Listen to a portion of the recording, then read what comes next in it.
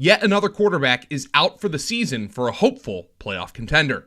My name is Joe Dolan, and this is the Fantasy Points Morning Lineup for Thursday, November 16th, 2023.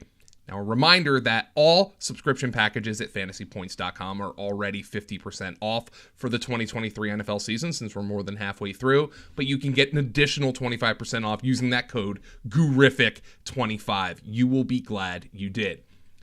Now, let's start with the big news from Week 11.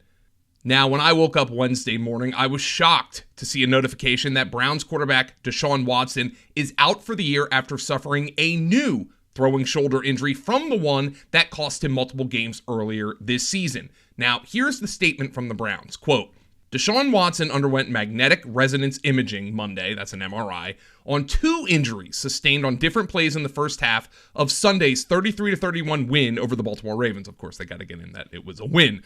Imaging on his left ankle revealed a high ankle sprain, which was the injury that all of us were more worried about coming out of that game.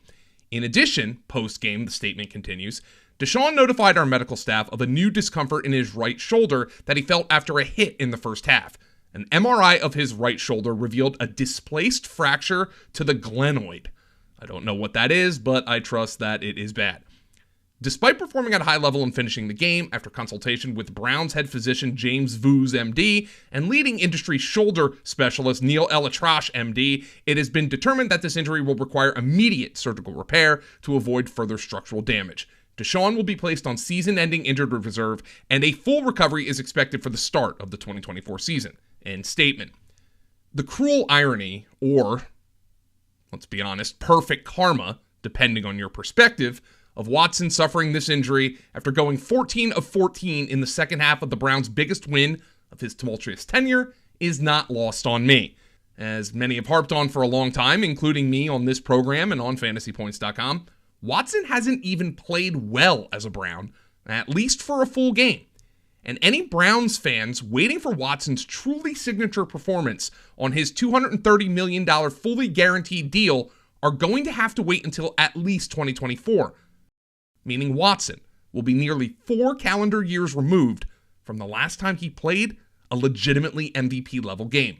Meanwhile, here is a list of quarterbacks who will have started more games since 2021 kicked off than Watson by the time Watson takes his next snap.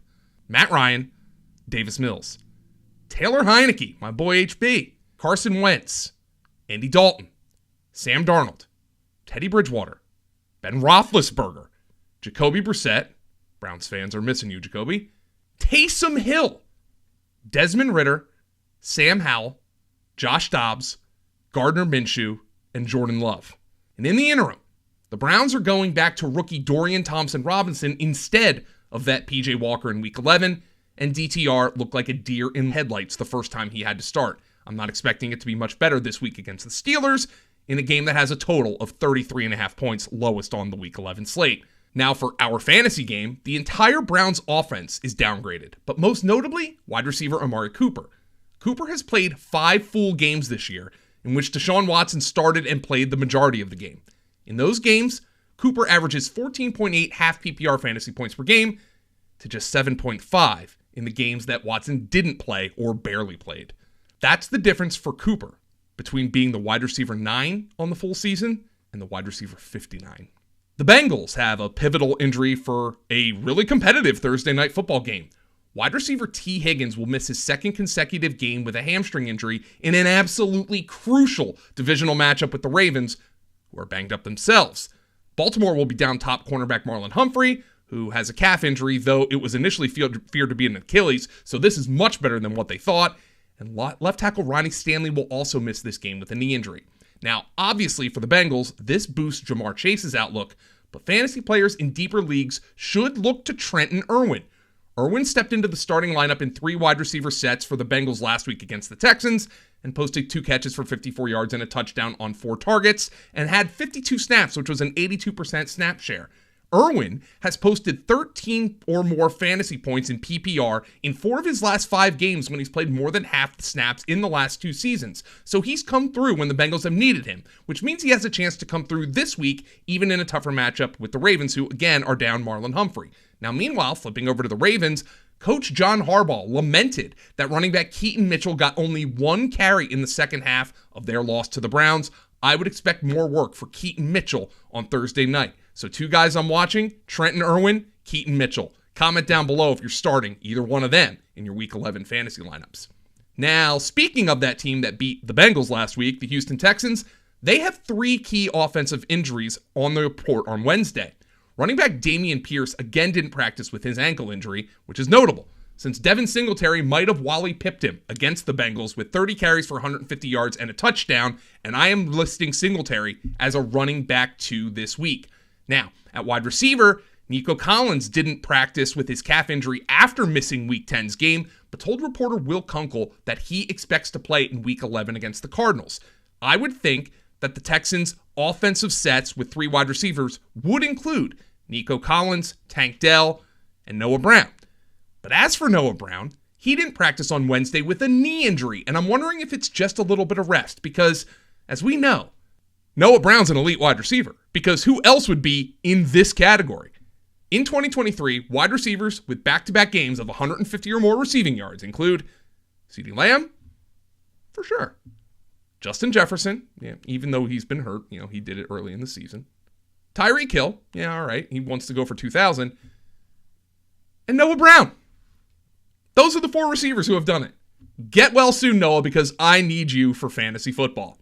Other injuries to monitor in Week 11 include the Vikings running back Alexander Mattison, who has a concussion and did not practice on Wednesday. Now, even if Mattison were to play on Sunday, I think Ty Chandler might be the better play.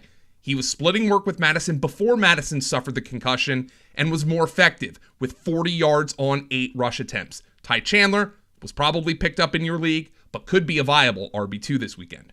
Also for the Vikings, Justin Jefferson was limited on Wednesday with his hamstring injury. Now, Vikings coach Kevin O'Connell is still non-committal on Jefferson playing in Week 11 or even Week 12 prior to Minnesota's Week 13 bye, but nonetheless, we have to monitor in case he feels good. We had that tweet after the game on Sunday that he can't wait to get back out there with the Vikings, who are all of a sudden the vibe kings of the National Football League with Josh Dobbs at quarterback. Jefferson's fantasy outlook is so much better right now with Dobbs than we could have ever thought it would have been after Kirk Cousins went down with the torn Achilles a couple of weeks ago. The Chargers wide receiver Keenan Allen did not practice on Wednesday with a shoulder injury, but obviously he battled through that injury in prime time to score 2 touchdowns, and coach Brandon Staley is hopeful he will play this weekend for the Chargers in a really must-win game for them. They need to get back to 500. And also, welcome back, King. Dolphins running back Devon Achane was limited officially on Wednesday as he tries to return from IR in his knee injury, but he is fully expected to play in Week 11. Fire him up as a running back too.